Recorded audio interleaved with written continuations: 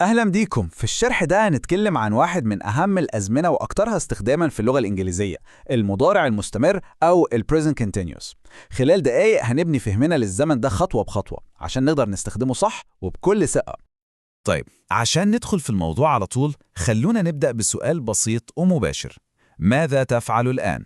كل واحد يفكر كده في الإجابة باللغة الإنجليزية. الإجابة غالباً هتكون I am watching this explainer. الجملة دي بالظبط هي مثال حي للمضارع المستمر. يعني إيه؟ يعني بنستخدمه عشان نوصف حاجة بتحصل دلوقتي في نفس اللحظة اللي بنتكلم فيها ولسه مكملة. دي بقى خريطة الطريق بتاعتنا. هنبدأ بالمفهوم الأساسي، بعدين قاعدة التكوين، ونشوف استخداماته المختلفة وإزاي نعمل منه نفي وسؤال، وهنعرف إيه الأفعال اللي ما ينفعش تيجي معاه، وفي الآخر هنلخص كل ده. يلا بينا نبدأ الرحلة دي. أول محطة معانا إيه اللي بيحصل دلوقتي أو المفهوم الأساسي للزمن ده. ببساطة شديدة ال present continuous هو زمن بنستخدمه عشان نوصف فعل بيحصل وإحنا بنتكلم، والفعل ده لسه شغال ومنتهاش، يعني حاجة بتحصل حالا ومستمرة. تمام، كده فهمنا الفكرة. نروح بقى للنقطة التانية، قاعدة التكوين الأساسية. نقدر نعتبرها كده زي التصميم الهندسي اللي بنبني بيه أي جملة في الزمن ده. الموضوع عبارة عن معادلة بسيطة من 3 خطوات. أول حاجة بنبدأ بالفاعل أو السبجكت. تاني خطوة بنحط الشكل المناسب من verb to be اللي هما am, is, are. والخطوة التالتة والأخيرة بنلزق في آخر الفعل الأساسي الحروف دي ing. هي دي المعادلة كلها.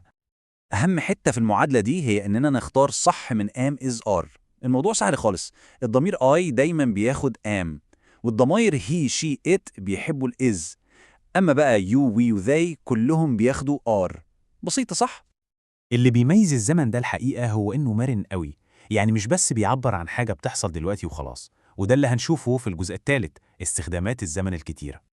في 3 استخدامات رئيسية لازم نعرفها. الأول هو الأشهر والأكثر استخداماً، أفعال بتحصل حالاً دلوقتي زي someone is studying now. التاني المواقف المؤقتة، يعني حاجة بتحصل الفترة دي بس مش شرط في اللحظة دي بالذات، زي she is writing a novel this year. والتالت وده استخدام مهم قوي، هو لما بنتكلم عن خطط مستقبلية مترتبة ومؤكدة زي I'm meeting a friend tonight.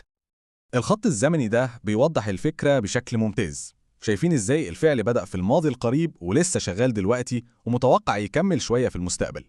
هو مش مجرد نقطة زمنية، لأ، دي فترة ممتدة.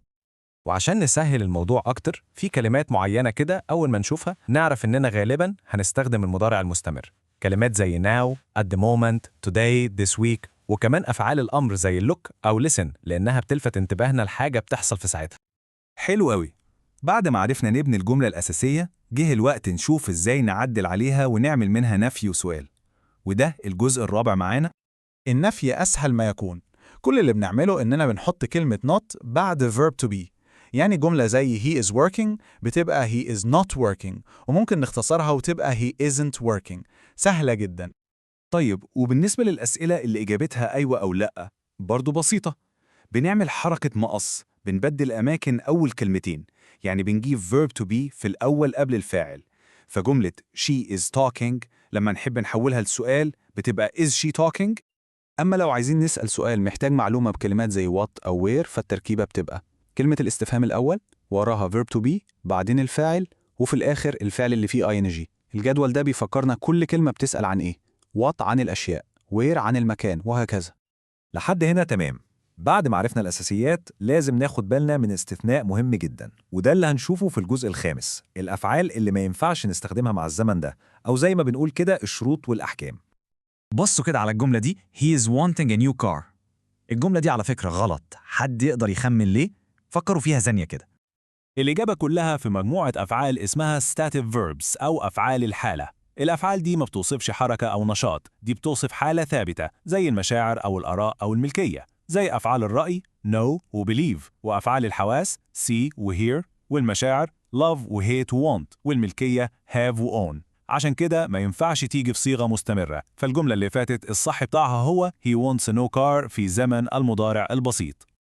وبكده نكون وصلنا للمحطة الأخيرة.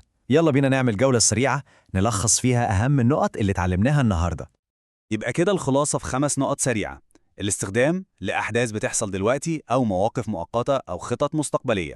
الصيغة الفاعل زائد am أو is أو are زائد الفعل ومعاه ing.